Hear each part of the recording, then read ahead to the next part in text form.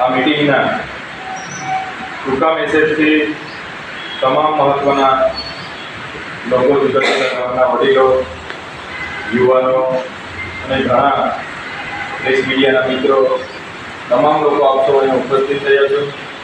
સાથે અહીંની જવાબદારી જેમના પર છે એવા જયેશભાઈ, નરેશભાઈ, રાકેશભાઈ, તમામ આખી ટીમ ટૂંકા નોટિસથી તમે બધા ઉપસ્થિત થયા છો, ત્યારે આપ સૌનો હું હાર્દિક સ્વાગત કરું છું. સાથે સાથે આ એક મુલાકાત હતી તાલુકા પ્રમાણેની. અમે છેલ્લા 4-5 દિવસથી આ વિસ્તારોમાં દરેક તાલુકાઓની મુલાકાતો કરીએ છીએ, તાલુકાના પદાધિકારીઓ, કાર્યકરોને મળીએ છીએ. આનો મુખ્ય હેતુ એ છે કે પાર્ટી રાષ્ટ્રીય પાર્ટી છે. જે રીતે લોકસભાની ચૂંટણી આપણે બધા લડ્યા, ગઠબંધન હતું, એમાં ગુજરાતની 2 બેઠકો પર આમ આદમી પાર્ટી લડી અને 24 બેઠકો પર કોંગ્રેસના ઉમેદવારો હતા. હું પણ પોતે આપ સૌ તો જાણો છો કે ભરૂચ લોકસભાનો ઉમેદવાર હોવાથી હું પણ ઘણા સમયથી અહીંયા તમારી વચ્ચે ઉપસ્થિત નહોતો થયો. ત્યારે આજે તમને મળવા અને તમારી સાથે તંદુરસ્ત ચર્ચા થાય એ હેતુ સાથે તમારી વચ્ચે આજે હું આવ્યો છું. તમે બધાએ જોયું હશે કે લોકસભાની ચૂંટણી જે પણ રાષ્ટ્રીય લેવલે નક્કી થયું, ઇન્ડિયા ગઠબંધન થયું, તમે હોય, અમે હોય, બધાએ સાથે મળીને, કોંગ્રેસના સાથી મિત્રો બધાએ સાથે મળીને આપણાથી જેટલા પ્રયાસો થતા હતા એ પ્રયાસો આપણે બધાએ કર્યા છે. હું મારી જ વાત કરું, હું જ્યારે ભરૂચ લોકસભા લડતો હતો, તમારામાંથી આ ઘણા સાથી મિત્રો મને ત્યાં મદદ માટે આવ્યા હતા. બધાએ તાલુકાની જવાબદારીઓ લીધી હતી. નરેશભાઈએ ભરૂચની જવાબદારી લીધી હતી, રાકેશભાઈ, અંકલેશ્વરની, અલ્પેશભાઈ લોકોની ટીમ હતી, એમને જંબુસરની, ઘણા બીજા હતા, એમણે રીતે ચૂંટણી લડ્યા છે. ત્યાં આપણી પાસે એટલા સોર્સિસ નહોતા, નાણાં નહોતા, ત્યાં આપણી પાસે એટલું સંગઠન.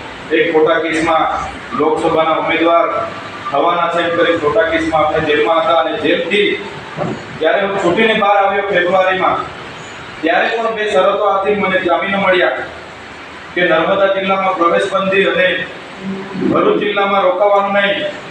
જ્યાંથી હું લોકસભાનો ઉમેદવાર હતો, જ્યાં મારા ધારાસભ્ય તરીકેનો મત વિસ્તાર છે, ત્યાં મને પ્રવેશબંધી હતી. છતાંય આપણે નામદાર હાઈકોર્ટમાં કીધું કે અમે ઉમેદવાર છે, ફોર્મ ભરવા માટે અમારા ડોક્યુમેન્ટ તૈયાર કરવાના હોય, અમને પરવાનગી આપો. મતાધિકાર માટે લોકો પાસે, મતદાતાઓ પાસે જવાનું હોય, અમને પરવાનગી આપો. ત્યારે છેક 17મી એપ્રિલના રોજ આપણને પરવાનગી મળી અને 7 મહિના રોજ ચૂંટણી હતી. છતાંય આ 20 દિવસ, મહિનો, 2 મહિના જે પણ આપણને મળ્યા, ખૂબ સારી રીતે ચૂંટણી લડ્યા.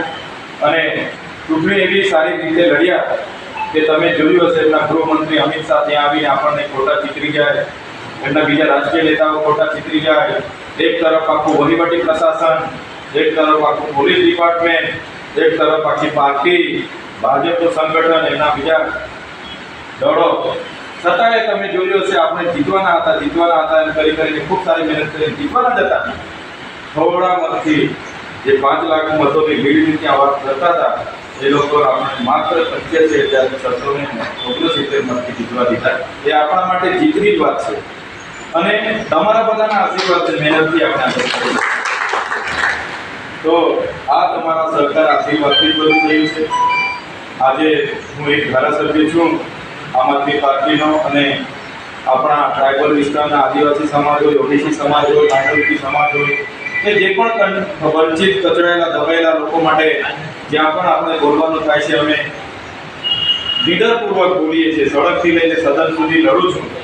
ત્યારે આવનાર દિવસોમાં તમારો પણ સહકાર મને મળે એટલા માટે અમે તમારી વચ્ચે આવ્યા છીએ કે આવનારી નગરપાલિકાઓમાં તમે પણ તમારામાંથી ઉમેદવારો તૈયાર થાવ.